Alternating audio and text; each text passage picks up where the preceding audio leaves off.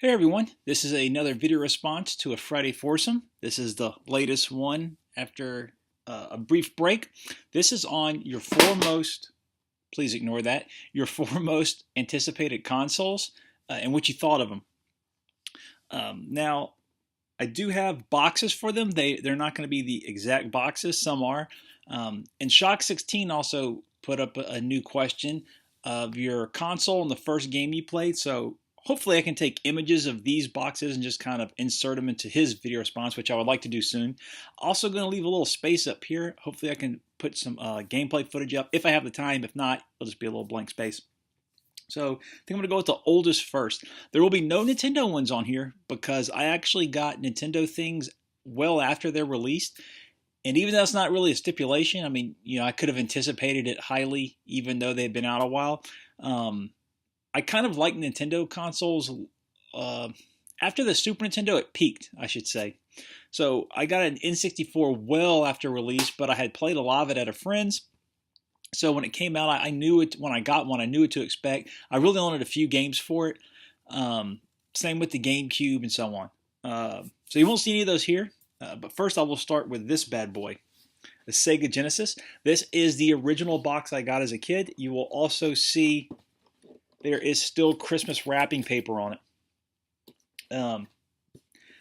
I got this after launch as well, but the games I played only made me want it more. Unfortunately, I guess I was a little clumsy and I ripped some tape off there. But this, you could see, is the Sonic pack-in. Unfortunately, it's suffering from damage that my other stuff does. I don't know what that is. This is a heartbreaker, though. I've been keeping this in great shape, and this just happened. Must have been the past year. You can see some of the games they're displaying on the back here.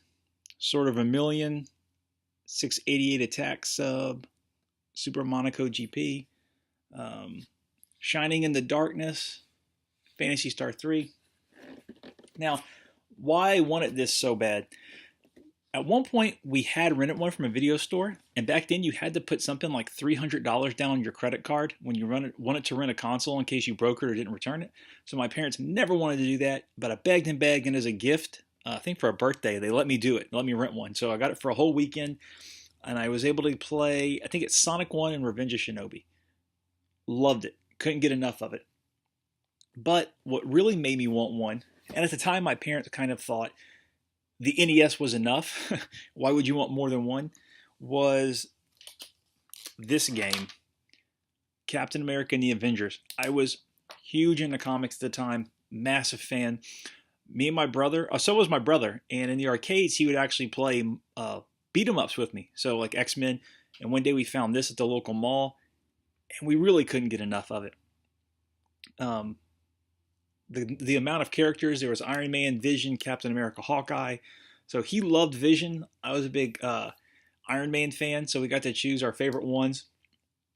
Of course, beat 'em ups at the time, really big. And then I saw the preview for this, and it looked amazing. I read the preview repeatedly for months, bugged my parents. So for Christmas, I got this one. They got me Sonic 2, which I was later told my dad got free with it. It was a Best Buy promotion. If you bought the Genesis with the pack-in, they gave you Sonic 2. And he picked this up. Thank God he listened. Does it hold up over time? Yeah, they skimped on a lot of things like they had to. But for a port, especially at the time, this was fantastic. The audio, yeah, even at the time I realized the audio was a little fuzzy and tinny. But the responsiveness, the mechanics, a lot of fun. Sometimes the hit detection was a little off, but I gotta be honest, when you're not used to one-to-one arcade ports, it didn't matter. This was phenomenal. I even still have the Captain America pin inside. This, worth it. So how did I feel after I got it? Loved it. I was never a big Sonic fan, to be honest, but I did really enjoy Sonic 2. Played the hell out of that. Only downside is they did not include a power adapter with this. So I had all this stuff on Christmas break, and I could not play it. He wasn't going to go back to work for like 3 days. He worked in Texas where the Best Buy was. We didn't have one in my town. And I couldn't believe they didn't include one. I rummaged through the box probably a dozen times before I just had to give up. So for most of my break off of school, I could not play it. I would just stare at the box and reread the manuals. But of course, Genesis, worth it. Loved every second of it. Moving on, one I got first was, and one of my most anticipated was the PlayStation. Why is because if you've seen my videos of interactive entertainment, there's one where they previewed the import Sony PlayStation, and it was amazing. I really hope I can find the clip of it so I can insert it. And what they showed were a variety of titles, including, I think it was the one that slid earlier. Yeah, here it is. Battle Arena Toshinden. Now, people knock the series now, and even at the time, I had a friend that just didn't like it. But for many of us, this was amazing. It looked great. And yeah, now you can say the mechanics are shallow. But at the time, it really was par for the course. You had the fireball motions, the dragon punch motions, and you would get fireballs, dragon punches, and the equivalent. Unique characters like Foe, who had these massive claws. He would create a giant ball and roll it under him. I mean, it was really imaginative, a lot of fun. Now they're really slow, but compared to Virtua Fighter 1, it was fast. In that era, if you wanted the best combination of probably action, speed, controls, it was probably Tekken. I'm a Virtua Fighter guy, but yeah, Tekken 1's probably held up best out of all three of those. Virtua Fighter 1, if you can get around the controls. But for the time, Toshinden was a lot of fun. It was a fighter my other friends would actually play. And the video clip I saw was of this, the import copy. They also had just still shots of the system itself, talking about its capabilities. I don't have it with me, but you'll see here it came with a demo disc, and that was the famous purple demo disc, which had playable demos of Jumping Flash, which went on to become one of my favorite series. The first Wipeout, which went on to become one of my favorite series. There was a demo of Toshinden, and there were movies of Kiliak, Foursome, and a few others. And with the system, I got Tekken and Ridge Racer. Now, I really wanted Tekken. I played it in arcade. Turns out I played it, but what really dominated my time was Ridge Racer. I actually got that on a whim. The story was, my dad got me Kiliak. I saw it in their closet. And one day we're at a K&B, I'm looking at magazines, and I think it was EGM did a roundup of the launch titles, and Kiliak got like a 5 or 6. And Ridge Racer and Tekken got, I think, 8s and 9s. So he comes over and he's like, "Oh, what are you looking at?" And I said, "I'm looking at this magazine about this new PlayStation. It's looking really good." He's like, "Oh, yeah, that's pretty neat. Pretty neat." He's like, "Is that a new Nintendo?" I was like, "Yeah, Sony's making it. CD." He's like, "Oh, neat." And I said, "Yeah, but look at this game. Man, that didn't get a good review. That's rough. I'd hate to get that one. These look really good." And sure enough, that morning I got Ridge Racer and Tekken, and later on he told me, he's like, "Yeah, I actually got you that one game you pointed at in a magazine that got bad scores. I'm glad you said that. I can't believe that actually worked. That's 1 in a million, and it actually worked, and it paid off great because I played the hell out of Tekken and Ridge Racer. I had one friend that bought Tekken, I had one friend that bought Ridge Racer, so they would just play those a ton, and when they'd come over, I could play either one they wanted to.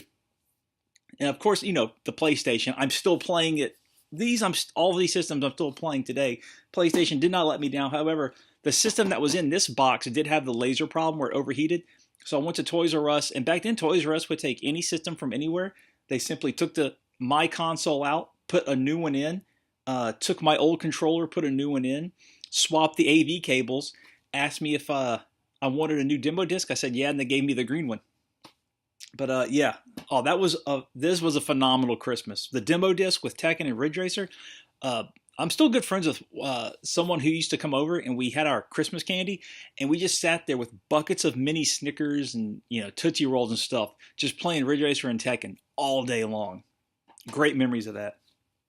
And following that, the next system I got, and I was super pumped for this one. This isn't I do have the box, but it's tucked in the closet. And I bought the domestic, not the import Sega Saturn. This is just the box I had handy. What got me was this bad boy, Virtua Fighter 2. I had seen Virtua Fighter 1 in the arcades, and it was neat. Like, I thought it was a polygon fighter, but at the time, the speed just didn't impress me. I thought it sounded good, looked good, but play-wise, like the moon jumping, I didn't give it enough time. I just put a few quarters in, decided to move on. And so what I end up getting is, I got the PlayStation first, and in the interim, I was at a mall in Texas, and they had Virtua Fighter 2, and I could not believe what I was seeing. It was the smoothest and nicest looking game I'd ever seen. And when I found out they were working on a port for the Saturn, and by all the previews, people were loving it, my anticipation shot through the roof. And like I said, I wasn't really into Sonic, and at the time they were all speculating Sonic was going to come out for the Saturn. At the time, after like 3 Sonics plus Sonic Pinball, I was kind of done. I thought, maybe I'll just stick with the PlayStation. I won't worry about the Saturn. But then I saw, I have the issue over there. I wish I would have grabbed it. It's an Ultra Game Players. They reviewed Daytona USA, which I saw in the arcades, and it looked fantastic. I love the giant car with the red and blue paint scheme. It really stood out. That was in Sega's Blue Skies era, where everything was really, the colors were greatly contrasted, bright, vibrant. Panzer Dragoon, and one other, I think it was Bug is what they reviewed. And I remember at the time I got Killer Instinct for the Super Nintendo, because that was also reviewed in the same issue. It was actually on the cover, not the Saturn games. I think there was just like a little picture in the corner. So I was still playing my Super Nintendo. But then when I read those reviews, and I saw this, I remember this one ad, and it had a picture of like coming next year, Panzer Dragoon 2, Sega Rally, or coming soon, Virtua Fighter 2, and Virtua Cop. That ad, I think Ultra Mortal Kombat 3 too, just burned into my brain, had to have it. So I saved up from a Christmas, and then from a birthday. My mom drove me to Texas to go to the same Best Buy, and I was able to get my Sega Saturn. And an added story to that is, the next weekend they gave you a stall for free if you bought a Saturn. And I couldn't believe it. So I told my dad, and I was like, yeah, I just got it. Now, that sucks. So what he did is, on the way home from work, he dropped by with the receipt, and he said, I dropped in. I said, hey, my son bought this last weekend. They said, yeah, no problem. Go grab a copy. So I actually have a stall from that. And that was the only game I had, because I couldn't afford any games at the time. I had the demo of Bug and Panzer Dragoon. I didn't get the Virtua Fighter pack in. Played the hell out of those, however little gameplay there was in there, and played a stall constantly. But Sega Saturn went on to become my favorite console. And next is the last console I was really excited for. I like getting new consoles. They're fun. I was really looking forward to the PS4 and Xbox One launches until Microsoft went off the rails. I was really pumped for the PS4, but then it was slow going when it came out. And really it's because all these consoles, they're pointing to new experiences. And ever since this next one on, it's really just the same experiences but better, if that makes sense. It's like an evolution. Well, all these things were more like revolutions, where I was going to see things I hadn't seen from new perspectives. Like the sound was going to be great. You'll hear things you haven't seen before. Nowadays, it's just a new coat of paint, which I like. I own a ton of PS4 games over there. I got a little Xbox One collection. But these are really kind of what still get me excited. And that is the Sega Dreamcast. Now, this is not the original box. I actually imported it. I later bought a US version because I actually blew the controller ports on my import one doing the swap trick so I could play domestic releases. But I was so excited for the Sega Dreamcast, I couldn't wait. I imported it from Buy-Right, which, if you remember them, they might still be around. At the time, they were not very trustworthy, but they had it the cheapest. And when you ordered one, you got a few bucks off of a game, and this is what I wanted. Virtua Fighter 3 TB. Now, having not played this in the arcade, this was kind of a shock because it's much, much slower than Virtua Fighter 2. And it also has open environments and more interactive environments. What I mean is, you're not just playing in a simple ring. You might fight on one rooftop and go to another one. It's not as elaborate as the Dead or Alive series, but if you can see this screenshot, you're fighting on the Great Wall of China. And you'll kind of roll down some of the steps. I guess to get that done, they tweaked the speed, and so my favorite character was Lion, and he was so slow in this. But I still played it like crazy. Genki did the port. like I said, I've never played the arcade version. I've heard this is just like a so-so port. Then there's Project Berkeley, which is early footage of it and I think Shenmue. But I got this, and I'm pretty sure I got this at the same time. This is a demo disc for Soul Calibur. It came on the Dreamcast magazine. If I didn't get this at the same time, it was right after, and this was before the US launch, and I played that a lot too. And the Dreamcast, I was kind of iffy during its lifetime because the support was very sporadic. You would get these handful of great releases, and then kind of nothing, because the PlayStation 2 came out and just dominated the scene. And then Sega would release something really cool, or someone else would, and you get back into it, and then there would be nothing. And then you'd find a little hidden gem, if I can use that term. But at the time, I had one other friend that had, or two had that Dreamcast, and they just abandoned it. What I ended up doing is Circuit City closed down, and each week I'd go buy a Dreamcast game that they would discount when I was on, when all I earned was minimum wage. So I ended up building a really nice Dreamcast library. And recently I bought some from McFly and from a few other sellers, and I was able to round it out. But yeah, now I appreciate it more. I was really excited for it at the time. I really enjoyed it.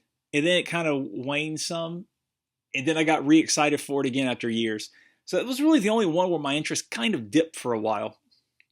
But, you know, now I like it just as much as I did the day I first played it. So that's my entry. Thanks for watching. Thanks again, Novabug, for these fun questions. Check out his video, which will have his responses and links to all the others. And I'll talk to you later.